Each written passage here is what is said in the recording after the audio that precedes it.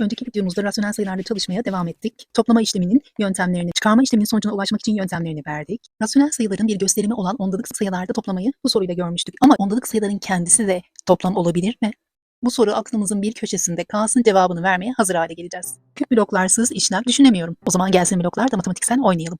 İşte bu ayrı şekilde ele aldığımız bloklar birliklerdir. Birlik bloktan 10 tane toplayınca onluk blok oluyor. Onluk bloktan 10 tane toplayınca yüzlük blok oluyor. Yüzlük bloktan 10 tane toplayınca binlik blok oluyor. Yani hep 10 tane toplayınca üst basamaklara çıkıyoruz. Aşağıda ise blokların sayısı verilmiş. Binlik bloktan 1 tane var, yüzlük bloktan 2 tane var, onluk bloktan 3 tane var. Burada bir tane küp blok var. 2 tane, 3 tane derken saydık 7 tane küp blok var. Tam kısımda sola doğru gittikçe basamaklar küçülür. Biz ondalık sayıların kendisi de toplam olabilir mi diye aklımızın bir köşesinde o soruyu tuttuğumuz için ondalık sayının tam kısmı var da ondalık kısmı olmaz mı? O da olsun. Virgülden sonraki kısımda basamaklar böyle gitgide küçülür. Ondalık sayının ondalık kısmını şu bloklarla zihnimizde somutlaşarak şekillensin diye verdik. Bir bütün var. Bu bütünü 10 eş parçaya ayır. Yani virgülden sonraki ilk basamakta onda birlikler vardır. Onda birlerin 4 tanesinin bir araya gelmesiyle bu şekilde oluşmuş. 10 eş parçasından 4 tanesini ayırmış. Onda birlikler kısmı bitince bir diğer basamakta yüzdeki birlikler başlıyor. Bu 100 eş parçadan bir tanesi varmış.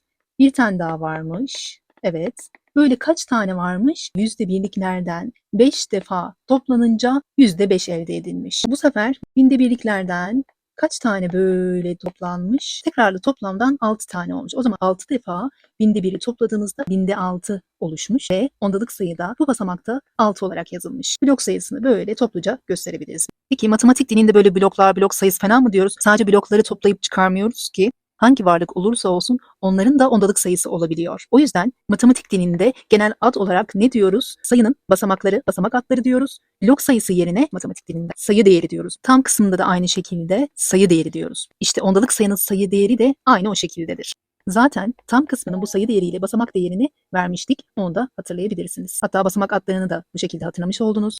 Ondalık kısmı biliyoruz ki virgülden sonraki iki basamakta onda birlikler var. O yüzden o basamağın adı onda birler basamağı olur. Onda birler basamağının yanında olan yüzde birler basamağıdır. Yüzde birlerin yanında olan basamağın adı binde birler. Ondalık sayılar ne sayılarmış böyle. Hem tam kısmını hem de ondalık kısmını tek tek oluşturduk. Bu kadar oluşturduk da bunların bir araya gelmesi, toplanmasıyla toplam ondalık sayı olur. Ondalık sayıların kendisi de toplam olabilir. İşte şimdi onları yapıyoruz. Tam kısmındaki en büyük basamakta sayı değeri 1'miş. O zaman en büyük basamakta 1 olacak. Sol taraftaki bir küçük basamakta 2 olacak. Tam kısmının en küçük basamağında yani birler basamağında 7 sayı değeri oluyormuş. Ondalık sayının tam kısmı bitti bile. Virgülümüzü atıyoruz. Attıktan sonra ondalık kısmı devreye giriyor. Bu onun işaretidir. Tamam, ondalık kısmındaki ilk basamakta hangi sayı değeri olacak? Blok sayısı yerine sayı değeri diye düzeltelim. Evet, 4 olacak. Bir küçük basamağında 5 olacak. Diğer bir küçük basamağında 6 olacak. İşte ondalık sayımızı bulduk. Ama hocam bunlar sayı değerlerini direkt basamaklara yerleştirmek, toplama değil ki. Bakıyoruz burada. Bir tane binlik var, yani 1000 var. Artı 2 tane yüzlük var, o zaman 200 var. 3 tane onluk var, o zaman 30 var. 7 tane birlik var, 7 var. İşte tam kısmının toplamı 1237 ediyor. Daha demin yerleştirdiğimizle aynı sayı. Tamam, tam kısmını topladık. Şimdi ise ondalık kısmını toplayacağız. Ondalık kısmında buradaki sayılar var. O zaman bunların toplamı ondalık kısmı olur. Böyle bir toplama yapabilmek için birinci aşama paydaların eşitlenmesi gerektiğini söyler. Peki bunun yolu nedir? Ya sadeleştirme, ya genişletme ya da çapraz çizgiler yöntemimiz. Biz genişletme yöntemine başvuralım çünkü bunun 100 katı 1000'i verir. 100'ün 10 katı 1000'i verir. Hepsinin paydası 1000'e eşit olacağı için bunda hiçbir şey yapmamıza gerek yoktur. Genişletmede ne yapıyorduk? Payı 100 ile çarpıyorduk, 400 ediyor. Kesir çizgisini çiziyoruz. Paydayı 100 ile çarpıyoruz. 10 kere 100'den 1000 geliyor. Hatta şöyle alta yazalım. 400 bölü 1000 geldi. Yanındaki işaret ne? Artı işareti. Buradaki toplananla genişletme işlemi yapıyoruz. Payı 10 ile çarptığımızda 50 gelir. Kesir çizgisini çizeriz. Paydayı 10 ile çarptığımızda 100 kere 10'dan 1000 gelir. Kısa yoldan çarpmaları umarım hatırlıyorsunuzdur. Aynısını yazdık toplananın. Tamam. Artık ikinci aşamaya geçebiliriz. Çünkü paydaları aynı, değişmez. Payları ise bir araya gelir. 456 olur. O zaman ondalık kısmı 1000'de 456'dır. İşte 1000'de 456 budur. Daha demin basamakları tek tek yazdığımız şekilde aynısı geldi. Yani ondalık sayının kendisi de toplamdır. Çünkü basamak değerlerinin bir araya gelmesiyle toplamı oluşturur. Tabii ondalık sayının çözümlenişini çarpma işleminde daha net, daha böyle mantığını anlata aktaracağız. Simetrik kelebek kanatlarıyla olan bu görsel ondalık kısmını temsil ediyordu. Buradaki heri ise tam kısmını temsil ediyor. Blokları da bir araya getirdik. Bunlardan hariç başka bloklar da bir araya geldi ve bir sayı oluşturacağız. Bakıyoruz tam kısmında kaç tane birlik var? 2, 4, 6, 8. Tam kısmında birler basamağında 8 olacak. Sonra birbirimizi atacağız. Ondalık kısmı devreye girecek. Bunu karıştırmamak için bunlar onluklarımız, bunlar da ondalıklarımız diye düşünelim. Tamam? Ondalıktan sayıyoruz. 2, 4, 5 tane var. Virgülden sonraki ilk basamakta yani onda birler basamağında 5 rakamı olacak. İşte bu sayıyı bulduk. 8 tam onda 5'miş. Bunun matematik diliyle gösterimini yazacağız ancak ilk önce bir olayımız var. Yukarıdaki blokların tamamından aşağıdaki blokları çıkarıyoruz. Çıkardığımızda taraflar arasında kalan kalan fark oluyor. Yukarıdaki bloklar eksilen oluyor. Bunlar çıkarıldığı için bu bloklar çıkan oluyor. Çıkardığımızda burası tam kısmı olacak. Burası ondalık kısmı olacak. O yüzden bu görselleri ayırdık. Bu sonuç ondalık sayı olacak. Buradaki basamakları boşuna vermedik. Aynı hizada yazmamız gerektiği için verdik. Özellikle alt alta çıkarma işleminde sayıları yazarken her sayı değeri kendi basamağında hizalanmalıdır. Şimdi 8 tam tamına birler basamağının hizasında olmalıdır. 8,5 yazacaktık ya, 5 de tam olarak 4'ün hizasında olmalıdır. Çünkü diğer türlü yanlış basamakta eksilme olur. O da hatalı sonucu getirir. Minik ama çok kullanışlı olan hatırlatmamızı buradaki örneklerle hemen yapacağız. Biliyoruz sıfır doğal sayısı yok anlamında olsa da ondalık sayıda çok işimize yarıyordu. Örneğin burada 0,4,05 yazsam kullanır mıyız sorularda? Hayır, böyle bir şey yazmayız. En büyük basamağı yazınca anlamı yoktu. O yüzden en büyük basamakta yazılmıyordu. İşe yaramayan şeyi matematikte lütfen yazmayalım. Gereksiz şeyler çok kalabalık yapar ve hataya nedeniyet verir. Sıfır tam, bakın tam kısmında sıfırı kullanıyoruz. Olur o. Zaten olmak zorunda. Ondalık kısmında 7 var. Ondalık kısmında 7 değil de 70 yazsam işime gelir mi? Sıkıntı olur mu? Bunlar birbirine eşit olur mu? Olmaz mı? Onu hatırlayalım. Ondalık kısmındaki ilk basamağın yanında hiçbir basamak yoksa orada sıfırı kullanabiliriz. Çünkü yok anlamındadır. Aslında yanındaki küçük basamak yok diyor. Bir sonraki küçük basamağı kullanabilir miyim? Evet, o basamak da yoktur. Bir sonraki yoktur. İşimize gelirse kullanırız. Öyle ay koyalım da kalabalık olsun diye değil. Bu iki sayıda birbirine eşit olmasının hiçbir sıkıntı yoktur. Biri 7/10'dur. Diğeri de onun genişletilmiş değeridir. 70/100'dür. Hatta 0,700 diye yazdık. Genişletilmiş halleridir. O zaman genişletilmiş halleri rasyonel sayıda birbirine eşitse ondalık kısımlarının bu şekilde yazılmasıyla oluşan ondalık sayılar da birbirine eşittir. Ama tam kısmında yoktur. Bunları çıkarma, toplama, çarpma, bölme işlemlerinde kullanmak gerekiyor. Hatta işimizi rahatlatıyor. Hocam biz aslında buradaki blokları çıkarıyorduk. İşte buradaki bilgiyi kullanacağız. Bakıyoruz. Ondalık kısmında diğer küçük basamaklar var. Burada ise yok. Eğer yoksa oraya sıfırları yapıştırabiliriz ve çıkarmamıza o şekilde geçebiliriz. Daha rahat akacaktır. Aynı hizada rakamlar var. Aynı hizada rakamlar var. İşte onları birbirinden çıkarabiliriz. 6'dan 0 çıkarsa 6, 5'ten 0 çıkarsa 5.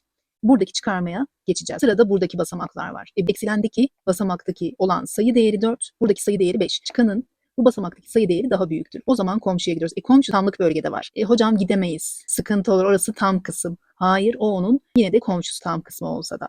Gidiyoruz komşudan ne alabiliriz ona bakıyoruz. Onlar basamağı yanındaki komşusuna onluk veriyordu.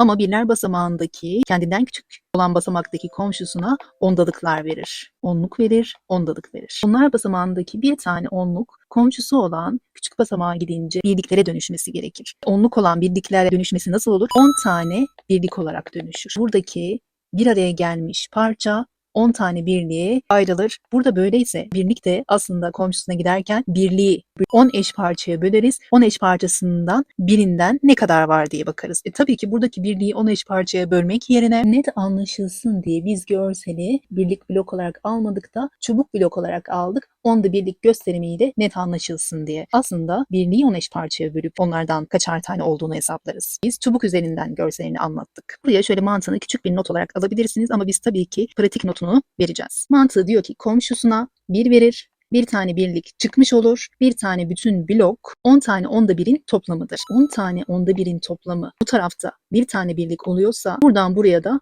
10 gider. Bu onluk ve ondalıklar kafayı karıştırıyorsa biz kısaca not alıyorduk. İşte onları girelim. Hatırlayalım. Tam sayılarda çıkarma yaparken eksilen sayısındaki basamakta küçük rakam varsa, çıkanda büyük rakam varsa komşuya gidiyorduk. Komşudan buraya hep 10 sayısı geliyordu. Buradaki tam kısımdaki komşudan da ondalık kısmına gitse bile yine komşudan hep 10 gelir. Tamam. Bu ondalıklar kendi arasında eğer komşuya gitmesi gerekirse ne yapacağız hocacığım? Tabii ki yine bir küçük basamağa 10 sayısı hep gidecektir. Giden sayımızı, çıkan sayımızı yazdık. Basamaklarda komşuya gitmek gerektiği için not almamız gerekli. Buradaki küçük basamak, buradaki komşu. Komşudaki sayıdan hep bir azalıyor. Bir azaldı, geriye 6 kaldı. Küçük basamağa hep 10 geliyor. 10 gelince küçük basamakta bir de 4 olduğu için burası artık 14 oluyor. Bu notu uyguladıktan sonra çıkarma işlemimize devam ediyoruz. 14'ten 4 çıksaydı 10 kalacaktı ama bir fazlası olan 5 çıktığı için bir kere daha 1'i çıkarıyoruz. Geriye 9 kalıyor. O zaman ondalık sayılarda da hatta ondalık kısımlarında da büyük komşudan küçük basamağa hep 10 aktarılacak. Aynı hiza olmasına dikkat ediyoruz. İşte aynı hizadaki virgülümüzü koyuyoruz. 6'dan aynı hizada olan 8 sayı değerini çıkaracağız. 6'nın içinden 8 çıkamayacağı için yine komşumuza gittik. Komşumuzdan biraz alacak, geriye 2 kalacak. Komşudan küçük basamağa 10 aktarılacak. Toplamda 16 olacak. 16'nın içinden 8 çıkarsa 8 kalır. Aynı basamağın hizasını 8'e yazarız. Bu basamakta 2 kalmıştı. O zaman 2'yi yazdık. Diğer 2 de indi. Diğer basamaktaki 1 de indi. Ondalık sayıların farkı 1228 tam 1956'ymış. 3 tane örnek sorumuzdan sonra yeni başlığımıza geçelim. Okuyoruz. 37 bölü 8 eksi 23 bölü 5 işleminin sonucunu ondalık sayı olarak bulunuz. Sonuç olarak ondalık sayı istiyor. Demek ki bunları ondalık sayı biçimine dönüştürüp birbirlerinden çıkarabiliriz. Bu birinci yol. Burada bulduğumuz bölümler ondalık sayı olacak. Onların arasındaki fark da ondalık sayı sonucumuz olacak. Bu sizde olsun hem de bölme tekrarı olur. Pratik yolunu verelim size. Çıkarma işleminin sonucunu rasyonel sayı olarak buluruz. Daha sonra o rasyonel sayıyı ondalık sayıya dönüştürürüz. 37 bölü 8 sadeleşmez. 23 bölü 5 sadeleşmez. O yüzden çapraz çizgiler yöntemini seçtik. Gelsin çapraz çizgilerimiz. 37 ile 5'i çarparız. Aradaki işaret eksi işaretidir. Onu koyarız. 8 ile 23'ü çarparız. Kesir çizgisini çizeriz. Payda için işaretimizi koyduk. 8 kere 5'ten 40 gelir. 5 çarpanı ile ilk önce birler basamağını daha sonra onlar basamağını çarpacağız. 5 kere 7 35 elde var 3. 5 kere 3 15. 15'in üzerine elde 3 eklersek 18 eder. 8 çarpanını 23 ile çarpmak için ilk önce birler basamağıyla daha sonra onlar basamağıyla çarparız. 8 kere 3'ten ne gelir? 24. Elde var 2. 8 kere 2'den 16 gelir. Elde 2 eklersek 18 olur. Kesir çizgisini çizeriz. Paydasını yazarız. Rasyonel sayılarda çıkarma işleminin birinci aşamasını yaptık. Daha sonra pay kısmındaki işlemi yaparız. 185'ten 184 çıkarsa 1 kalır. Çıkarma işleminden gelen sonuç 1 bölü 40'tır. Ancak bizden istediği sonuç ondalık sayı. Ondalık sayıya nasıl dönüştürüyorduk hocam? Rasyonel sayılar aynı zamanda bölme işlemiydi. 1 bölü 40, 1 bölü 40. Bölünene soruyoruz. 1'in içinde 40 var mı? Hayır. O yüzden yok anlamında 0'ı koyarız. 40 kere 0'dan 0 gelir. Artık çıkarma işlemine geçeriz. 1'den 0 çıkarsa 1 kalır. Artık bölünen olan 1 değil de bölme işleminde çıkarmadan kalan 1 sayısıdır bu. Kalan 1'e soralım. Senin içinde 40 var mı? Hayır, yok. Eğer yoksa tekrar böyle 0 yazmanın anlamı yok. Çünkü çıkarmada kaldıysa bundan sonra ondalık kısmına giriyoruz demektir. Ondalık kısmına giriyorsak işaretimiz nedir? Ondalık noktalama işaretidir. Bu virgül artık tam kısmının bittiğini belirttiği gibi ondalık kısmının da devreye girdiğini belirttiği için Kalanda ondalık kısım değerlendirileceği için buraya 0 koyma hakkı doğuruyor. Ondalık kısmı bana bu hakkı veriyor. Yani kalanın küçük basamağına 0 koymada hiçbir sakınca yoktur. Bunları çok dedik, yine diyeceğiz. Akıldan çıkmayacak, işte o kadar. Buradaki virgül sayesinde sıfırımızı koyduk. Ondalık kısımda kalan 10 değerinde oluyor. Ona soruyoruz. Onun içinde 40 var mı? Hayır, yok. Yoksa eğer tamam, artık 0'ı koyabiliriz. Bu virgülden sonraki hakkı bitti. Bittiyse onun içinde 40 yoksa yine 0 koyarız. Bundan sonra artık ondalık kısmında çalıştığımıza dikkat ediyoruz. Kalan yine 10 oldu. Tekrar 0 yazmamızın bir anlamı var mı? Yok. Biz biliyoruz ki ondalık kısım için ilk ondalık işareti koyulur. Ardından kalanın küçük basamağına 0 koyulur dedik. İlk virgülden sonraki çıkarmadan kalan sayının küçük basamağına direkt 0 koyulur. Bölüme ise artık hiçbir şey yapılmaz. Çünkü ondalık kısmındayız artık. Bu virgül sayesinde 0 haklarımız bir kere kullanılıyor. Bu virgül sayesinde burada bir kere kullandıysam burada da artık tekrar virgül atmama gerek kalmadığı için burada direkt bölüme hiçbir şey yapmadan 0'ı kullanabiliriz. Küçük basamağın 0'ı yazma hakkımızı kullandık ve kalan 100 oldu. Bu basamak için kalan 100 ise 100'e soruyoruz. 100'ün içinde 40 kaç kere vardır? Bir kere 40 olur, tamam da bir iki kereyi deneyelim. 2 kere dersek 80 gelir. Güzel olur. 3 kere dersek 3 kere 4 12, yani 120 gelir. 100'den fazla olacağı için 3 olmaz. Biz buraya 2 kere var deriz. 40 kere 2'den 80 gelir ve çıkarma işlemine geçeriz. Bu sefer çıkarma işleminden kalan 20'dir. 20 biliyoruz ki 40'tan küçük bir sayıdır. Ondalık kısmında da küçük basamağa 0 koyma hakkımız vardı. O yüzden onu kullanırız. Kalan 200, 200'e sorarız. 200'ün içinde 40 kaç kere vardır? Biliyoruz ki 4'ün kaçıncı katında hani 20'ye ulaşırız? 4'ün 5. katında ulaşırız. O zaman 40'ın da 5. katında 200'e ulaşırız. 5 kere vardır deriz. 40 kere 5'ten 200 gelir. Çıkarmayı yaparız ve bölme işlemi biter. 1 bölü 40'ın ondalık sayıya dönüşümü bu yolla yaparak 0 tam 0,25 bulduk. Sorumuzun cevabı 0 tam 1000'de 25 olur. Diğer örneğimiz rasyonel sayılar verilmiş. Arada işlemlerin işaretleri var. İşleminin sonucunu bulunuz. Rasyonel sayılarda bu işlemleri yapabilmek için öncelikle paydaların eşit olması gerekir. Birinci aşamanın şartını nasıl sağlarız diye düşünüyoruz. Aslında bunlar birbirinin katlarına varacak gibi sayılar. Çünkü 5'in katları gibi gözüküyor. Bir burada eksi 1 var. Rasyonel sayılarda bir etkisiz eleman. Yani önündeki işaretle işlemi yaptıktan sonra 1'e bölmek rahattır. En çabuk düzenleyeceğimiz bu toplanan olduğu için bu toplananla başlayalım. Burada bir eksi bulunduğu için parantezimizi açıyoruz. Payın işareti nedir? Payın işareti yok. Gizli artıdır o zaman, yani pozitiftir. Paydanın işareti eksi ise artının eksiye bölümünden ne gelir? Eksi gelir. Negatif, yani eksi işareti kendini hep parantezle belli eder. İyi ki de parantezimizi koymuşuz. Özellikle önünde başka işlemin işareti varsa bu parantez şarttır. Notumuzu hatırlattıktan sonra işaretlerin bölmesini yaptık. Ardından sayıların bölmesini yaparız. 0 tam 0,1'i 1'e bölersek bölme işleminde bir etkisiz eleman olduğu için yine bölünenin kendisini verir. Yani sonuç 0 tam 0,1 olur. Parantez içi ne olur? Eksi 0 tam 0,1. Ben parantezin içini tekrar düzenleyebilirim. Nasıl düzenlerim? Buradaki ondalık sayıyı rasyonel sayıya dönüştürürüz. Hala bu toplamı düzenlemeye çalışıyoruz. Diğerleri gibi rasyonel sayı olsun. Bunun okunuşundan da bellidir. 0 tam %1. 0 tamı böyle kesir çizgisinin önüne yazmamızın bir anlamı yok. 0 zaten yok demektir. O yüzden kesir çizgimizi çizeriz. %1'i direkt yazarız. Veya aşağıdaki bilgiyi de uygulayabilirsiniz. Tam kısmındaki sayı yazılır. 0'ını yazdık ama yazmanın bir anlamı olmadığı için kaldırdık. Yanına kesir çizgisi çizilir demiş. Çizdik. Ondalık kısımdaki sayı pay olur. Ondalık kısımdaki sayı 1 olduğu için payı 1 olur. Pay da onun katı olduğundan, yani onun kuvveti olduğundan ondalık kısmının basamak sayısı kadar payda da 0 olur. Onun katı olarak bakalım 10 mu var, 100 mü var, 1000 mi var, 1 milyon mu var? Bakıyoruz. 1, 2 basamak var ondalık kısımda. 2 basamak varsa burada 2 tane 0 olacaktır. İşte yine %1'i böylece bulmuş oluruz. %1. İşlem önceliği sırası var mı, ona dikkat ediyoruz. Şurada görüyoruz, işlem önceliğinde çarpma vardı. Yani işaretlerin çarpımı önceliğimiz. O zaman çarpıyoruz. Dostumun düşmanı düşmanımdır. Yani eksi işareti gelecektir. Yanındaki sayı 1 bölü 100. Yanındakini de aynen yazarız. Aynı biçimde oldu hepsi. Birinci aşamadaki paydalarını eşitlemeye devam ediyoruz. Paydalarını eşitlemek için 25'i 4 ile çarpımını hatırlayın demiştik. Veya sık sık kullanarak aklınızda kalsın demiştik. 25'in 4 katı 100'ü verir. Onun kaç katı 100'ü verir? 10 katı. O rasyonel sayılarda genişletme yöntemini uygularız. 4 ile 10 ile. Genişletmeye başladık. Payı 4 ile çarpıyoruz. 7 kere 4'ten 28 gelir. Kesir çizgisini çizeriz. Paydayı 4 ile çarptığımızda 100 gelir. Kesir çizgisini uzatalım. Üçünden de 100 geleceği için, paydaları eşit olacağı için ortak paydada yazalım. Daha düzenli az öz yazınca işlem hatası daha az oluyor. Buranın yanındaki işaret eksi eksiyi koyarız. Daha sonra yanındaki paya bakıyoruz. Burada herhangi bir işlem yapmadığımız için 1'i aynen yazıyoruz. Bu kısmın tam yanındaki işarete bakıyoruz. Eksi. Burada genişletme yapacağımız için payı hemen aynen 9 diye yazmıyoruz. Dikkat ediyoruz. Genişletmede payı 10 ile çarpıyoruz. 90 geliyor. Daha sonra kesir çizgisi var. Bakın paydası 10 kere 10'dan 100. Tamam, doğru bu. Direkt buraya 90'ı yazmamız yeterlidir. Rasyonel sayılardaki birinci aşama şartını sağladık. Paydayı eşitledik. Geriye ikinci aşama kaldı. İkinci aşamada pay kısmındaki işlemler yapılıyor. Bakıyoruz düşmanlarımızdan toplam kaç tane var? 91 tane. Eksi 91 yazarız. Kodlamamızdan anlattık. Burayı yok edelim. Böylece buradan %-163 buluruz. Şıklarda böyle bir ifade olmaz. Onun yerine rasyonel sayı göstermiyorlar ama biz hızlıca böyle zihinde yapmanın yolunu verdik. Yüzde kullanımını, yani onların şartladığı şekilde kullanmak zorunda değiliz. Böyle ara işlemleri yaparken yüzde işaretini kullanabiliriz. Paydası 100 ise tabii bunu yapabiliyoruz. Evet, bizim sonucumuz ne geldi? Bu örneğimizin sonucundan eksi 163 bölü 100 gelir. Bu örnekten sonra yeni başlığımıza geçeceğiz. Örneği okuyoruz. Yıldız bir ondalık sayıdır. Tamam. Burada bir işlem var ve bu işlemin sonucu işte o yıldıza eşitmiş. Yani ondalık sayıya eşit sonuç. Buna göre sonucu kaçtır? Yani yıldız kaçtır? Burayı düzeltelim, yıldız olacak. Bizden istediği esas sonuç yıldız, yani ondalık sayıymış. Demek ki buraları ondalık sayıya dönüştürmek gerekecek.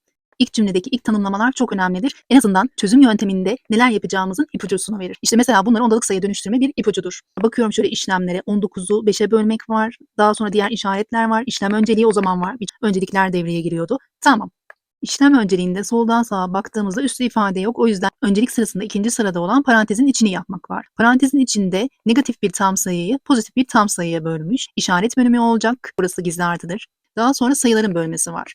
Burada güzel bir bölme olmayacak. Belli ki birbirinin katı olmadığı için ondalık sayı gelecek. Bölme işleminin bölümü ondalık sayı gibi olunca işler uzuyor. Daha demin de gördük. O kadar uzamaması için yan taraftaki işleme de bakıyorum, buraya da bakıyorum. Baktığımda bölenler birbirinin katı. O zaman buradaki bölme işlemini düz mantık olarak düşünmüyoruz da 19'u 5'e bölmek olarak değil de rasyonel sayı olarak yazsam, paydalarına gitsem birbirinin katı ya paydalar. Çünkü bölen aynı zamanda paydaydı. Bunu ilk videolarda verdik. İşte bu soru tiplerini kullanabilmek için verdik. Tamam. O zaman biz bunu rasyonel sayı biçiminde yazalım. 19 bölü dediği kesir çizgisi 5 bölen payda oldu. Güzel. Yanındaki işaret artı. Daha sonra parantezini açmış. Biz de açıyoruz. Parantezsiz olmaz. Çok önemli. Pay kısmında buradaki bölünen var. Eksi 1919. Kesir çizgisini çizeriz. Buradaki bölü, buradaki bölü. Payda da bölen olur. Güzel. Evet, bir burada verilen karmaşıklığa bakalım. Bir de burada kendi bilgilerimizle dönüştürdüğümüz hale bakalım. Burada daha rahat, kolay gözüküyor. Aslında işleri biraz karıştırıp veriyorlar. Biz de bilgilerimizi kullanarak düzenleyebiliriz. Rasyonel sayılardaki işlemlerde birinci aşama ne diyor? Paydaları eşitti. 5'in kaçıncı katında 100'e ulaşırız? 5'in 20. katında. O zaman buradaki rasyonel sayıyı 20 ile genişletiriz. Nasıl yapıyoruz? Payı 20 ile çarpıyoruz. Kısa yoldan çarpma neydi? Zaten sıfırla hangi çarpanı çarparsak çarpalım sıfır gelecek ilk basamağa, onu yazarız. Yazdık. Tamam, bu sıfırla işlerimiz bitti. Şimdi 2 ile 19'u çarpacağız. 2 kere 9'dan 18. 8'i o basamağa yazdık. 1 elde olur. 2 kere 1'den 2 gelir. 2 ile elde 1'i toplarsak 3 olacaktır. Payı 380 geldi. Şimdi paydayı 20 ile çarpıyoruz. O da 100 geliyor. Şöyle soldan sağa gidince işlem önceliğinde ne geliyor? Çarpma geliyor. İşaretler bile olsa işaretlerin çarpımı önceliklidir. Tamam, dostumun düşmanı düşmanıdır. Eksi işareti. Çarpmayı yaparak parantezden de kurtulduk. Payını yazdık. Paydasını yazdık. Bakın nasıl rahat işlemler. Paydalar eşit olduğu için sadece pay kısmındaki şuradaki çıkarmayı yapacağız.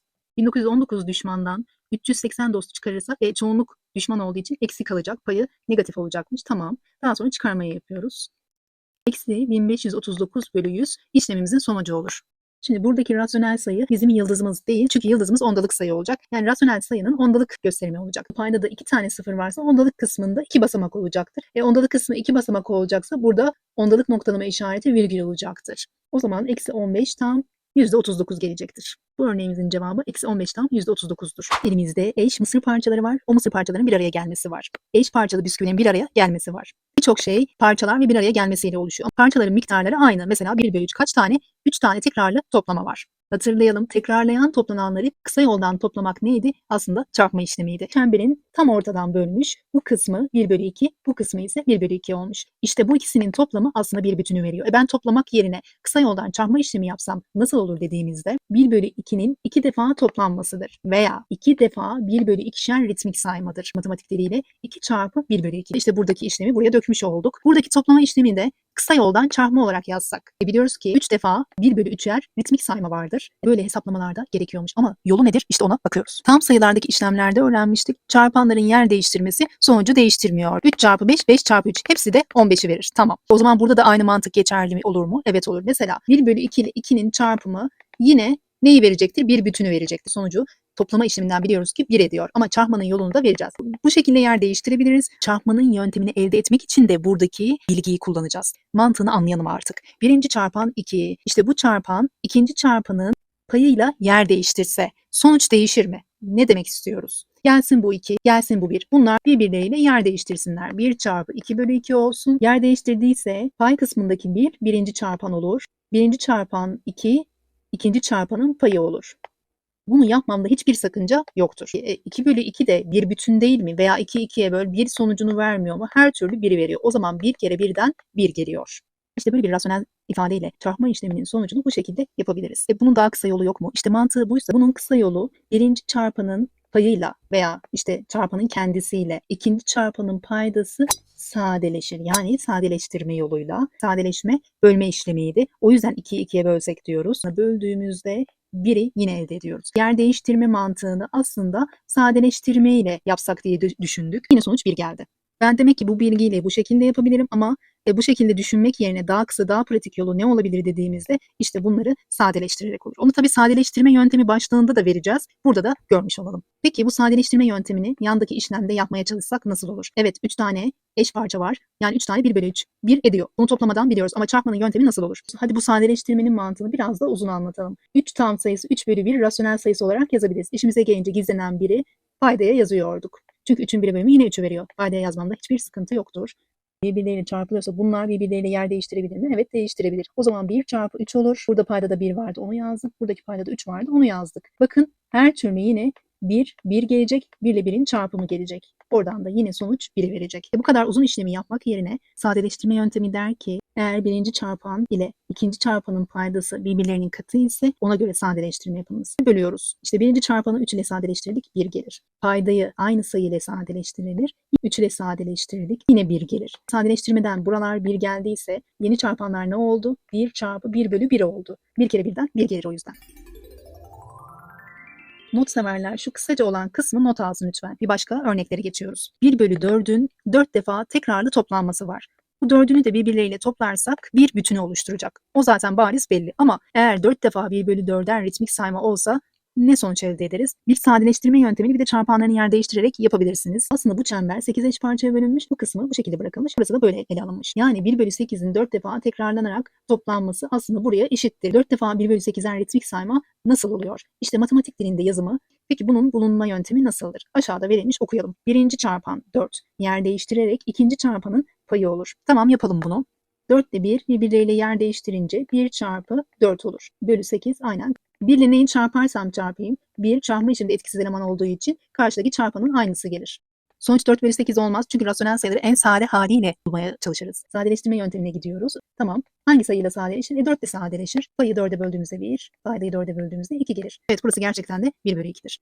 Hocam bu kadar uzun uzun yapmaya ne gerek var? Kısaca birinci çarpan ile ikinci çarpanın paydası sadeleşebilir. Evet sadeleştirme yöntemi uygularız. 4 ile sadeleştirdiğimizde 1 gelir. Paydayı 4 ile sadeleştirdiğimizde 2 gelir. 1 çarpı 1 bölü 2. 1 ile hangi çarpanı çarparsak çarpalım çarpanı vereceği için sonuç 1 bölü 2 olur. Bu kadar kısadır. Burası da anlaşıldıysa haydi diğer bir aşamaya geçelim. Bardakların bir kısmı sıvıyla dolmuş. Bu bardağın 4'te 1'i dolu. Bu bardağın ise 8'de 2'si. Ama ikisi de birbirine eşit miktarda gibi gözüküyor. Gerçekten öyle mi? Biliyoruz ki 1 bölü 4 rasyonel sayısını 2 ile genişletirsek yani payı da 2 ile çarpıp paydayı da 2 ile çarpıp genişletirsek 2 bölü 8'e ulaşırız. Aşağıda işte bu genişletme işleminin matematik dili yazılıdır. Bu genişletme işlemini düzenlesem pay kısmında da payda kısmında da çarpma işlemi varsa ortak işlem çarpmadır. O zaman ortada yazarım. Tamam yazdım. Daha sonra ne yaptık? Kesir çizgilerini ortadan 2'ye böldük. O şekilde ortasına çarpma işaretini yazdık. Aslında böyle bir işlemi 1 bölü 4 çarpı 2 bölü 2 olarak yazabilirim. Bu şekilde bölüp yazmamda sıkıntı yoksa rasyonel sayıların çarpanların çarpımı yani ortak kesir çizgisi ile kendi kısımlarında çarpılarak yazılabildiğini görürüz. Bu kısmını vermemiş olsun, burayı verdi. Nasıl çarpma işlemini yaparım? Evet sadeleştirmelere gidebiliriz ama sadeleştirmelere gitmeden nasıl yaparız? İşte bunları birleştiririz bu şekilde. Pay kısımları kendi arasında çarpılır. Payda kısımları kendi arasında. Genişletmeden ayırmaya gittik ya bu sefer ayrı şekilde verse aynı genişletme gibi birleştirerek yine sonuca varabiliriz. Bu mantık anlaşıldıysa çarpma işleminin yöntemini bulduk demektir. 1 bölü 4 defa 2 bölü 2'nin işlemi nasıl oluyor? Ortak kesir çizgisi çiziliyor. Daha sonra paylar çarpılıyor. Paydalar da payda kısmında çarpılıyor ve sonuca yazılıyor. Tabii sonucu bu şekilde bırakmıyoruz, sadeleştiriyoruz. 2 ile sadeleştirdiğimizde 1 bölü 4 geliyor. Çarpma işleminin yöntemini çıkardıysak aşağıdakini de yapabiliriz. Aşağıda ne varmış? Burada 5 eş parça var. 2 tanesi dolu. Bardağın görsel halini yapmış. Burada da 4'te 3'ü dolu. O zaman bunun görsel hali de bu şekildedir. Bunları birbirleriyle çarparsak görsel hali ne olacak? Bir de buradaki yöntemi nasıl uygulayacağız? Bakalım. Ortak kesir çizgisi çiziyoruz. Daha sonra pay kısımlarını çarpıyoruz. Payda kısımlarını çarpıyoruz. Bunu yaptıktan sonra hocam sadeleştirmeler var. Ayrı ayrı sadeleştirmeler yukarıda yaptık da burada yapamaz mıyız? Tabii ki yapabiliriz. Şu ikinci ve üçüncü aşamada paylar ve paydalar kendi aralarında sadeleşebiliyorsa sadeleştirilir. Pay kısmındaki 2 ile payda kısmındaki 4 sadeleşir. Tabii yan yana sadeleşme olmaz. Biri pay kısmında olmak zorunda, diğeri de payda kısmında olmak zorunda. Tamam. Bunlar hangi sayı ile sadeleşir? 2 ile sadeleşir. 2 ile sadeleşecekse elimiz kaşınıyor. 2'yi 2'ye böldük 1 geldi. 4'ü 2'ye böldük 2 geldi. Çok güzel bir sadeleşme oldu. Buradaki 1 ile 3'ü çarparsak 3 gelir. Kesir çizgisini çizeriz. 5 ile artık 2'yi çarparız. 5 kere 2'den 10 gelir. 3 bölü 10. Çarpma bu. Çarpandan şura boyalıydı. İkinci çarpandan bura boyalıydı. O zaman bunların ortak kesişimi burası oldu. Demek ki 6 tanesi dolu. 20'de 6'sı dolu. Evet bu çarpma işleminin şeklinden bu geliyor ama bunu ne yapıyorduk? En sade haliyle bulmaya çalışıyorduk. Bunun en sade hali 2 ile sadeleştirilmiş halidir. O da 3 bölü 10'dur. Yine bu gelir tamam. Not severler lütfen şuradaki kısmı not alsın. Bazen ortak kesir çizgisini çizmeden de görüyorsak yine sadeleştirir. Yani şu aşamayı yazmadan da burada 2 ile sadeleştirme yapılıp direkt burası yazılabilir. Tabii ki bu da sizin pratik yapmanıza bağlı. Bazı aşamaların yok olması sizin çok çalışmanıza bağlı. Karşımızda görseller var. Eş parçalara ayrılmış. Kimisi yok olmuş, kimisi var. Bir toplama işlemi var. Hocam çarpma yapıyorduk. Çarpmaya da geçeceğiz, merak etmeyin. Kalabalık olduğu için buradan hesaplayalım. Kaç parça var? Öncelikle ona bakalım. Burada 2, 4, 5. 5 bu tarafta, 5 bu tarafta var. Yani 10 parça var. Buraya bakalım. Evet, burada da 10 parça var. O zaman 10 kere 10'dan 100 eş parça var. Bütünün eş parça sayısı 100. Yani 100 paydasıdır. Tamam. Daha sonra hangi kısımları dolu? Dolu olmayan kısımlarına baktığımızda 10 parçadan 8'i boş. Burası 4'ü boş. Bu kısmı 2 tanesi ve bu kısmı da 2 tanesi boş. 8, 2 daha 10, 14, 16. 16 tane burası boşsa simetrisindeki de 16 tane boştur. Eder bize 32 tane boşluk. 32 tanesi ayrılmamış da 100 eş parçasından kaçı ayrılmış? 68'e ayrılmış. 68 eş parçası ayrıldığı için payı olur. Biz rasyonel sayımızı bulduk. 68 bölü 100. Bu görselin rasyonel sayısı 68 bölü 100 ise bu görselin boyalı kısmı bu yarısında var. Yani 68'in yarısı 34'tür. 34 bölü 100 olur. Bu şekilde toplama yaparak buranın toplam ayrılan kısmını bulabiliriz. Ama biz buradan çarpmaya geçelim. Burası 34 bölü 100 ise şu kısmı da 34 bölü 100'dür. Buradaki kısmı da 34 bölü 100'dür. Aslında 3 tane 34 bölü 100'ün toplamı tekrarlı toplamadır. Onu çarpma olarak yapacağız ama buradaki toplamanın işleminin sonucunu size bırakıyoruz. 3 defa tekrarlama olduğu için 3 kere 34 bölü 100 yazarız. Tamam, yazdık. İkinci çarpanın kendisi yani pay ve paydası sadeleşebilir. O zaman burada sadeleştirmeye gidelim. Çarpma işlemi yapabilmek için bakıyorum bu kısmına bu kısım sadeleşmiyor. Birinci çarpanla ikinci çarpanın paydası sadeleşmiyorsa ilk çarpanı aynen yazdık. 34'ü 2'ye bölersek 17'yi elde ederiz. Kesir çizgisini çizeriz. Paydayı 2'ye bölersek 50'yi elde ederiz. İlk çarpanı rasyonel sayıya dönüştürürüz. Onu da nasıl yapıyoruz? İşimize gelen gizlenen biri paydaya yazıyoruz. 3 tam sayısı 3 bölü 1 rasyonel sayısı oluyor. Bölü 1. Tamam. Bir çarpma işlemini yapmak için ne yapıyorduk? Kesir çizgisini ortak olarak çiziyoruz. Pay kısımları kendi arasında çarpılıyor. Payda kendi arasında. Elde ettiğimiz sonuç 51 bölü 50 geliyor. Bu bileşik kesiridir. O zaman bunu tam sayılı kesiri çevirmeyi de size bırakalım. Burada yaptığımız paydayı 1 olarak yazma notu, bir de ikinci çarpanı kendi içinde sadeleştirme notu. Bu ikisi çok önemliydi. Rasyonel sayılarda çarpma işlemi yapmak yüzümüzü gerçekten korkutmaz. Eğer çarpım tablosuna hakimsek, sadeleştirme yani bölmeye hakimsek daha rahatça akacaktır. Yani toplama çıkarmadan bile rahat gelecektir siz. Rasyonel sayılarda sadeleştirme yöntemi, bir de adını koyduğumuz yöntemimizi veriyoruz. Şunlara dikkat ediyoruz. Çarpanlar kendi içinde sadeleşebilirse sadeleştiriyoruz. Eğer çarpanlar kendi içinde sadeleşemiyorsa pay kısmındaki, bakın şurası pay kısmı. Böyle paydası yok hocam demeyin. Gizli biri görüyormuş gibi düşünün. Mesela burada gizli biri düşünün. Pay kısmındakiler ile ikinci çarpanın paydasındakiler sadeleşebilirse sadeleşiyor. Eğer şu şekilde ortak yazıyorsak yine pay kısmındaki paydadakiyle sadeleşebilirse yine sadeleştiriyoruz. Tamam.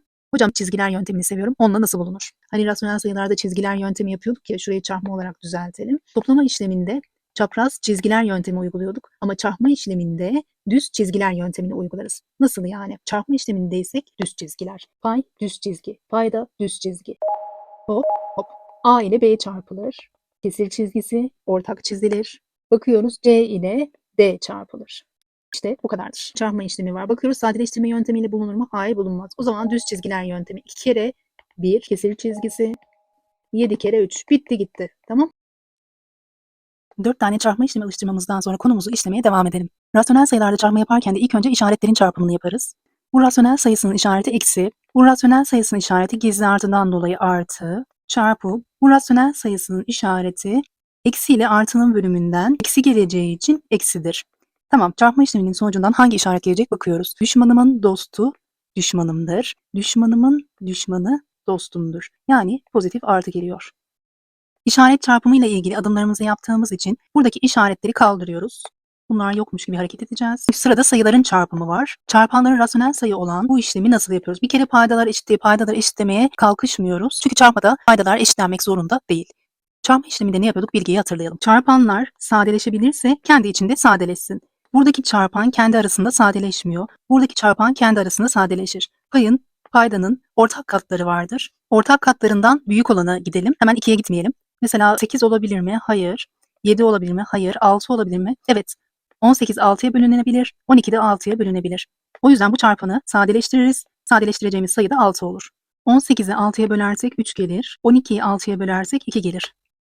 Evet, ilk cümleyi gerçekleştirebildiğimiz için yaptık. İkinci cümle gerçekleştirebiliyor mu? Ona bakacağız. Pay kısmındakiler ile paydadakiler sadeleşebilirse sadeleştirir. Aynı buradaki gibi. Pay kısmındakiler bunlar, paydadakiler bunlar. Bakalım. 24 12'nin 2 katıdır. O yüzden bunlar sadeleşti. Tabii ki 12 ile sadeleştirme yaptık. O şekilde sadeleşti. 24'ü 12'ye böldüğünde 2 geldi. 12'yi 12'ye böldüğünde 1 geldi. Bu sadeleştirmelerde tamam. Pay ve payda arasında yapıyoruz. Oraya dikkat ediyoruz. Sadeleşmeden 1 geliyorsa ve aradaki işlem çarpmaysa bu 1'i yazmakla uğraşmayalım ve vakit kaybetmeyelim. Şöyle çizgi çizmemiz yeterli olsun. Çünkü 1 ile hangi sayıyı çarparsak çarpalım, çarpma işleminde bir etkisiz eleman olduğu için yine karşıdaki çarpanlar arasında oluşan çarpımı verir. Tamam, bundan sonra biri yazmıyoruz diye kaldırıyorum. Nedeni de umarım anlaşılmıştır. Devam ediyoruz. Başka sadeleştirme görüyor muyuz? Pay kısmındaki ile payda kısmındaki. Evet, pay kısmında yeni oluşan 2 ile payda kısmındaki 2 sadeleşir. Bize bir kere sadeleştirmek zorundasın diye şart koştular mı? Hayır. O zaman yeniden sadeleştirebiliyoruz. Bu sefer 2 ile sadeleştirdik. Payı da 2 ile sadeleştirdik 1. Paydayı da 2 ile sadeleştirdik 1. Bu birleri yazmamızın gereği yoktu. Kaldırıyoruz. Çünkü çarpmada etkisiz eleman. Niye yazarak vakit kaybedelim? Burası bitti, burası bitti. Geriye ne kaldı? Pay kısmındakileri çarpmak, payda kısmındakileri çarpmak kaldı. Payları çarpıyoruz. 3 kere 7'den 21 gelir. Kesir çizgisini çizeriz. Burada direkt 5 geliyor. 21 bölü 5 sonucu olabildiğince sade haldedir. Ancak bileşik kesir versiyonundadır. O yüzden tam sayılı kesirine çevirelim. Rasyonel sayılar aynı zamanda bölme işlemiydi. Tamam. 21'in içinde 5 4 kere var. 4 tam 1 bölü 5 olur.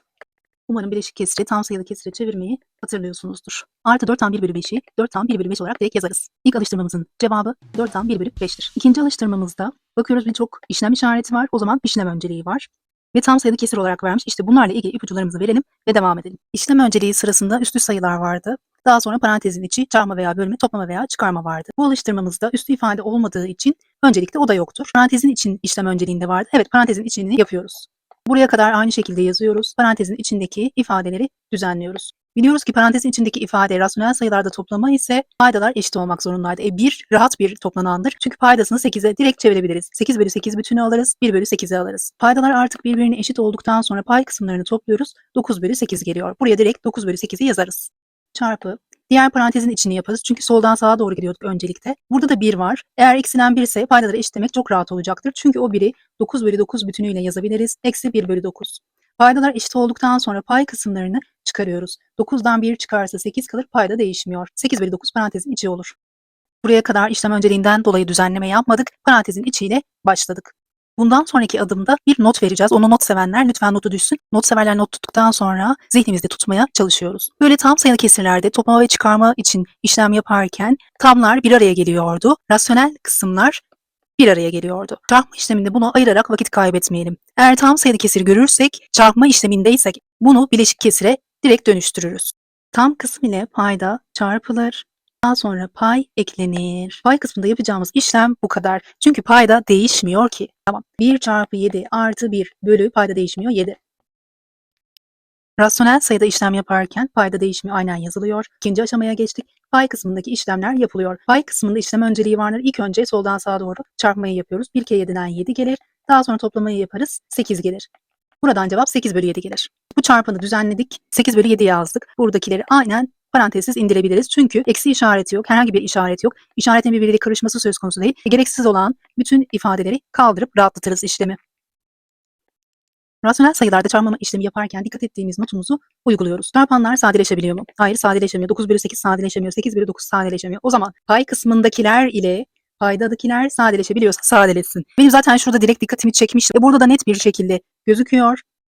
Pay kısmındaki 9 da payda kısmındaki 9 sadeleşir. 9 da sadeleştirdiğimiz için burada 1 gelir. Birleri yazmamızın anlamı yok. Çizgimizi çektik, geçtik. Pay kısmındaki 8 ile payda kısmındaki 8 sadeleşir. Çok güzel oldu. Bu kısımlar bitti. Geriye ne kaldı? Oklarımızı çekiyoruz. 8 bölü 7.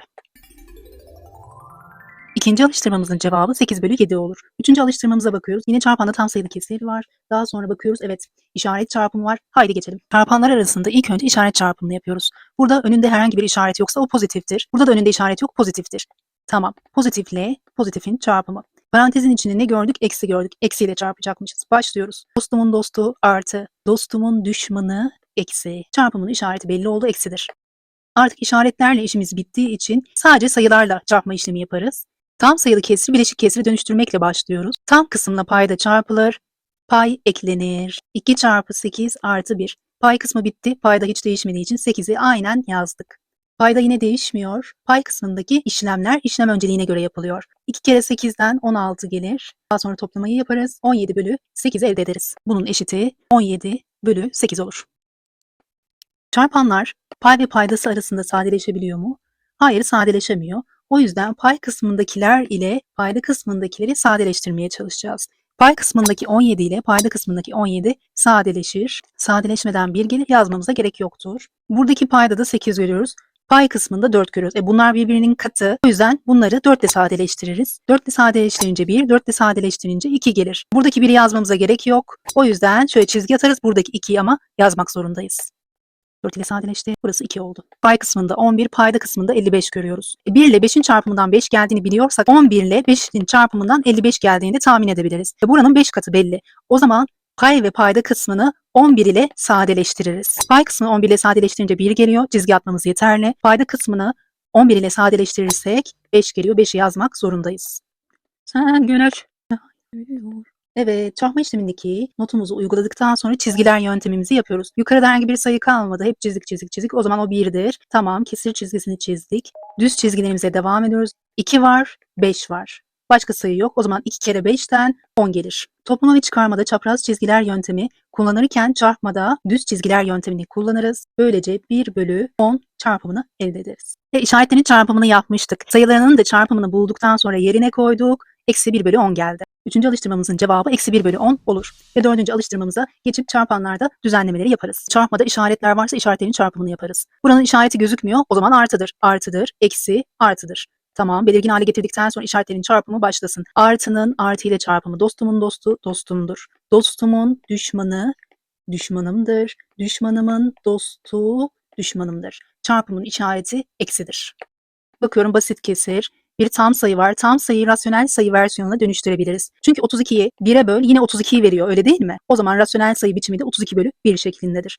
Tamam. Buradaki işareti artık görmeyeceğiz. Onu çiziyoruz. 3 bölü 5'i aynen indiririz. Tam sayılı kesir var. İşte bunu bileşik kesire dönüştürürüz. Öyle çarpan halinde olsun. Çünkü düz çizgiler çizip rahat işlem yapmak istiyoruz. Düz çizgiler yöntemimiz varken bileşik kesire dönüştürmek çok iyi oluyor. 8 tamdan 9 paydaya ne oluyor? Çarpma işlemi oluyor. Daha sonra pay kısmını üzerine ekliyoruz. Böylelikle bileşik kesimin pay kısmını elde edeceğiz. 8 çarpı 9 artı 1 bölü. Payda değişiyor mu? Değişmez. Payda değişmez dedik. O zaman pay kısmındaki işlemleri yaparız. 8 kere 9'dan 72 gelir. Umarım çarpma işlemlerini iyicene öğrenmişsinizdir. 72'ye de 1 eklersek 73 olur.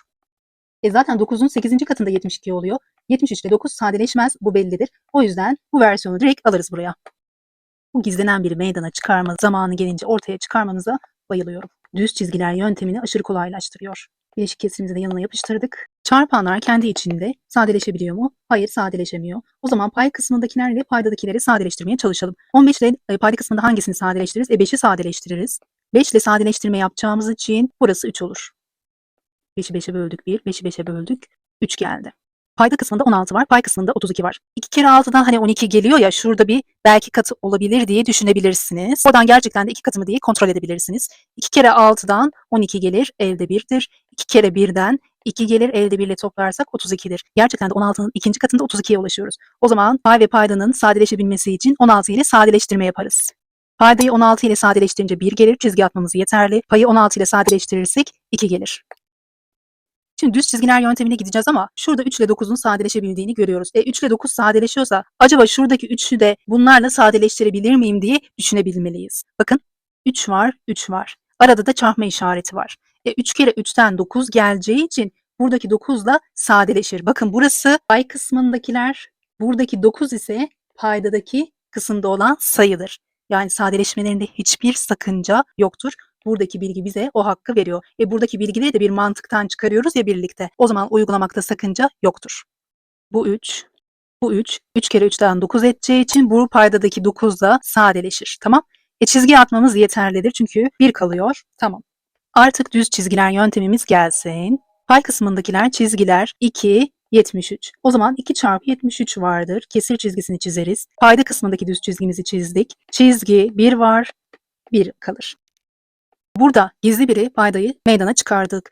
Buradaki biri de meydandan gitsin, kalabalık yapmasın deyip ortadan kaldırabiliriz. Paydasını 1 diye yazmanın anlamı yok. Zaten yukarıdaki pay kısmında 1'e böl, yine yukarıdaki sonuç geleceği için direkt sonucu yaparız. 2 kere 3'ten 6, 2 kere 7'den 14.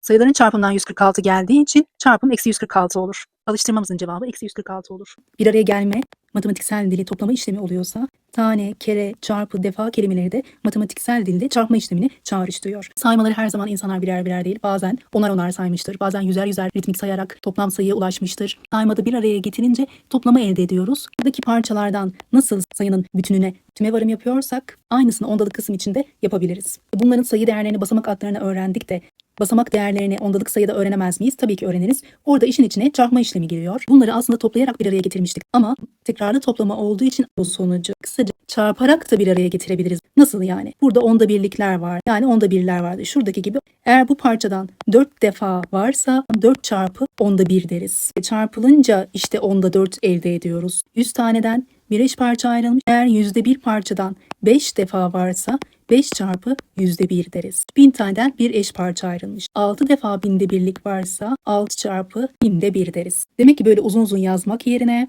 burayı matematik dilinde bu şekilde kısaca yazabiliriz. Ve çarpılınca işte onda 4 elde ediyoruz. %5 elde ediyoruz.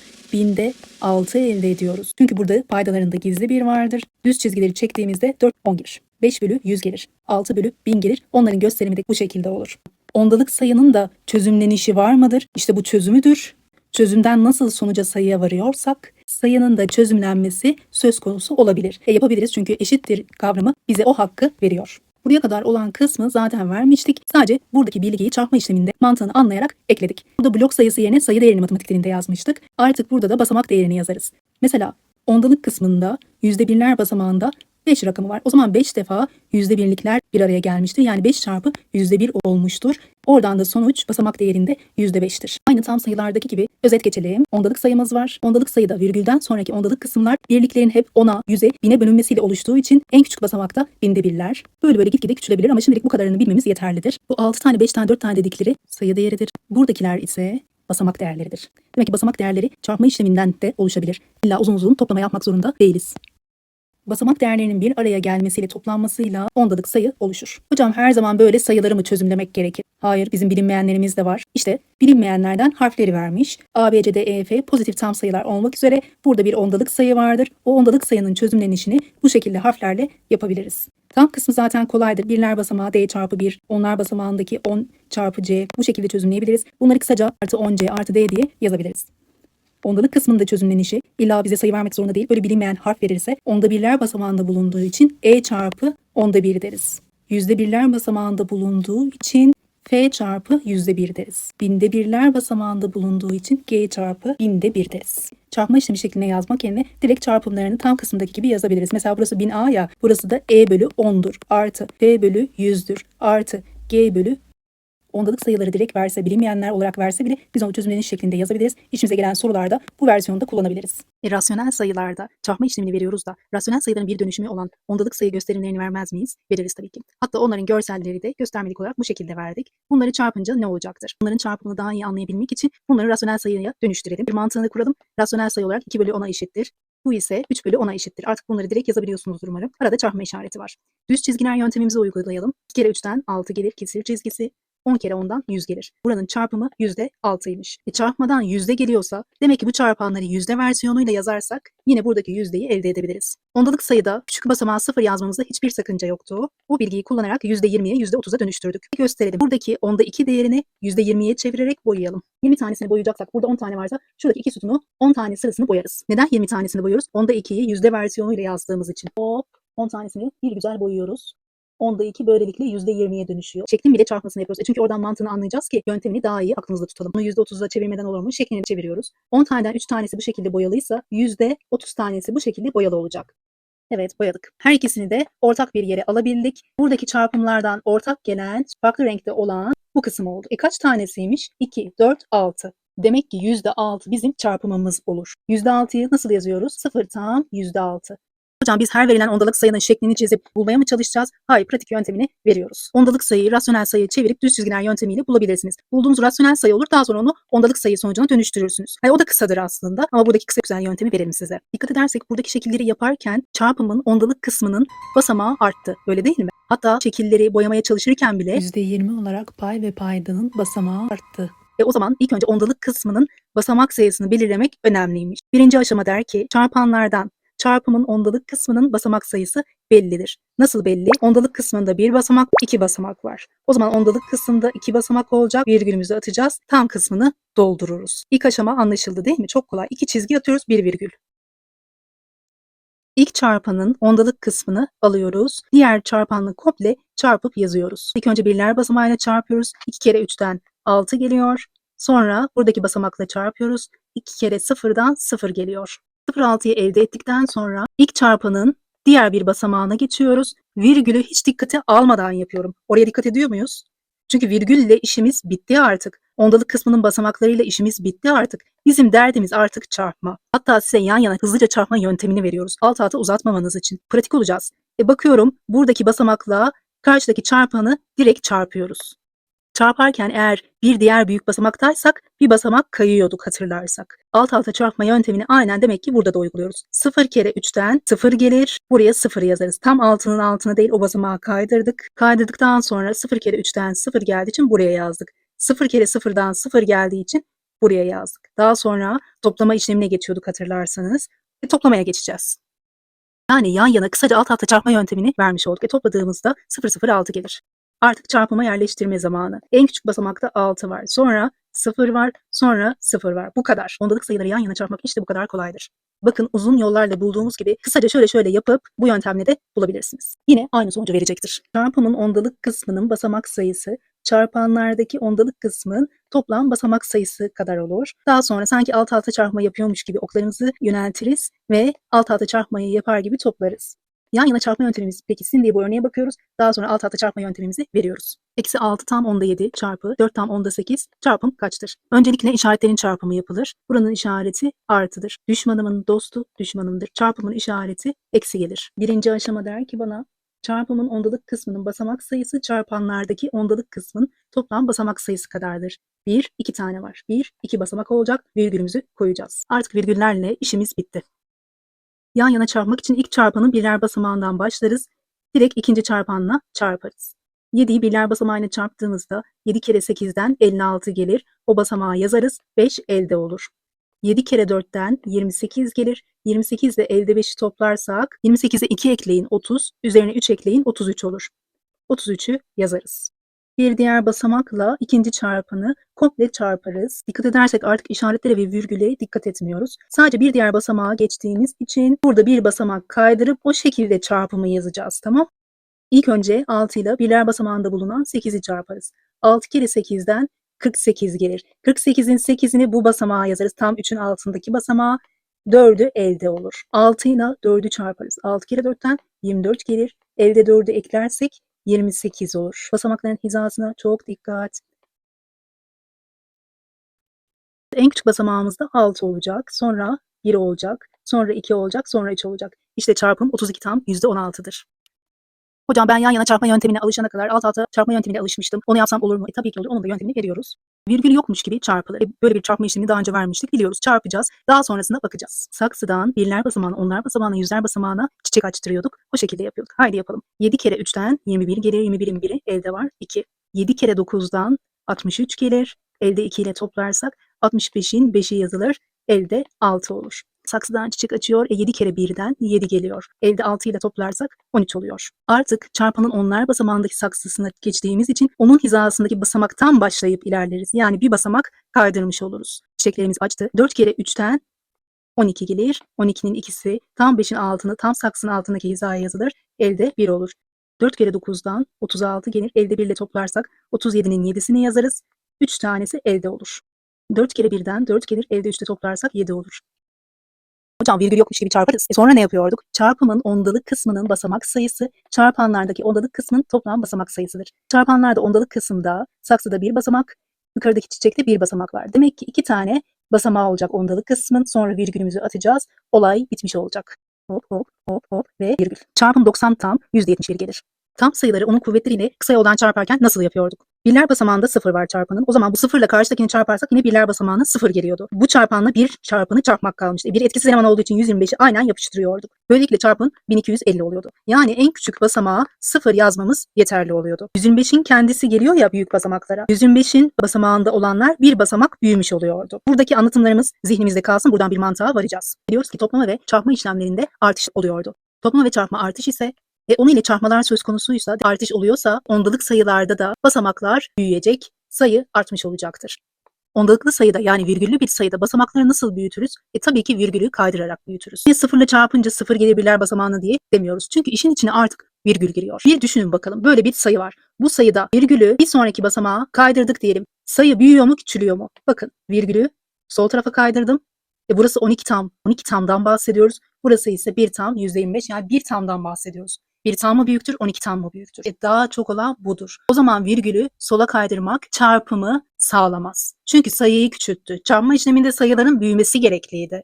Sayının büyümesini sağlamak için virgülü sola değil de sağa kaydırırız. Kaydırdığımızda bakın 125 geldi. Burası 12 tam iken burası 125 oldu. Daha büyük olduğu için çarpma işlemiyle artışı sağlamanın yöntemi virgülü sağa kaydırmaktır. O zaman ondalık sayıyı 10 ve 10'un kuvvetiyle çarparken 0 rakamı kadar virgülü basamakta kaydırırız. Hocam virgül kalmadı ne yapacağız? Virgül kalmadığında zaten biliyorsunuz küçük basamaklara o kadar 0 koyuyoruz. Virgül kalmadığındaki halini tam sayılarla kısa yoldan çarpma şeklinde yaparız. Virgül kalmış halini çarpma işleminde sağa kaydırarak çarpımı büyütmüş oluruz. Bu mantığı anladıysak çizimler yöntemiyle de olan ondalık sayıları çarpma videomuza bakalım. Faremizin gövdesini virgülün olduğu yere kadar çiziyoruz.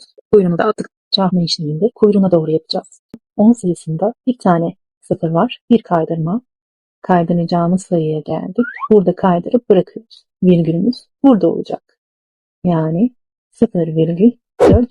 İşaretlerin çarpımını yaparız. Düşmanımın dostu, düşmanım eksi işareti gelir. İşaretlerle işimiz bittiği için artık sayıları çarparız. Bir tane 0 olduğu için bir basamak büyüteceğiz. Büyüteceksek virgülü sağa atarız. 125,0 yazmamızın anlamı var mı en küçük basamağa? Yok hocam. Şuralar iptal olur. Direkt 125 diye yazarız. İlk önce işaret çarpımı. Düşmanımın dostu, düşmanımdır eksi. Sadece bir basamağında 0 olduğu için virgülü bir basamak sağa kaydırırız. 206 tam kısmı olur. Ondalık kısmı 2 olur. Burada işaretlerle çarpım yapmamıza gerek yok. Direkt çarpmayı yapabiliriz. 2 basamakta 0 görüyoruz. O zaman virgülü 2 basamak sağa kaydırıyoruz. 1, 2 kaydırdık. Kaydırdıktan sonra burası yok anlamında 0'ı yazsak böyle yazmanın hiçbir anlamı yok. O yüzden 4038 diye direkt yazarız. Ondalık sayılarda artık basamakların ne kadar önemli olduğu anlaşılmıştır. Birçok yöntemimizi basamaklarla verdik. Şimdi virgülü basamak basamak kaydıracağız. Bir tane basamak kaydıracakmışız. Kaydırdık. Burası iptal oldu. Daha sonra bir tane daha kaydıracakmışız. O zaman burası iptal oldu. Bundan sonra hocam rakam kalmadı nereye kaydırayım diyorsanız rakam kalmadıysa virgül iptal olur. Buraya gelecek rakam da 0 olur. Başka ne olacak ki? İşte çarpım 13.320 olur. Artık tam da okuyor az kaldı okuyacaktım. 13.320'dir tamam. Bakıyorum buradaki basamaktan dolayı virgül kaydı. Şuradaki basamaktan dolayı virgül bir daha kaydı. Buradaki basamaktan dolayı virgülü kaydıracağım da kaydıracağım artık yanında bir basamak kalmadığı için buradaki 0'ı koyuyoruz. Hocam 0010 diye sayı mı olur? Olmazsa en büyük basamaktaki sıfırları yok anlamında olduğunu belirttiği için 10 deriz. Ay hocam ondalık sayı var böyle üslü ifade var biz böyle görmedik ki. Burayı gördünüz. Üslü sayının neye eşit olduğunu bulmayı öğrendiniz. Artık bilgileri de birleştirip yapmaya çalışalım lütfen. İlk önce onun 3. kuvvetindeki değeri buluruz. Bak 3 tane 10 çarpanı. Bunun kısa yolla çarpımı belli. 3 basamağında sıfırlar olacak. Şurayı yok et diyor. 0,10'u 1000 ile çarptı. Bunun da kısa yolunu verdik. Basamak basamak kaydırmaya çok alışığız. Başlıyoruz. Bir basamak kaydırdım. Bir basamak kaydırdım. Basamak kalmadı. Virgüllerle işim bitti. Bunun adına buraya 0'ı yazarım. 0 100 olur. Artık 0 yazmamızın anlamı olmadığı için direkt 100 yazarız. Böyle bir işlemi yapabilmek için öncelikle üslü sayının değerini buluruz. İşlem önceliğinden de hatırlıyoruz. 2 tane 10'u çarp. O da bize 100 eder. Aslında 0 tam 1801 çarpı 100 diyor bize. Devamı sizde. Son 2 işlemin cevabını yorumlarda bekliyoruz. Bu derste neler öğrendiğimizde dair sayınız. Daha sonra ilgili testleri bol bol çözünüz. Abone olmayı da unutmayalım.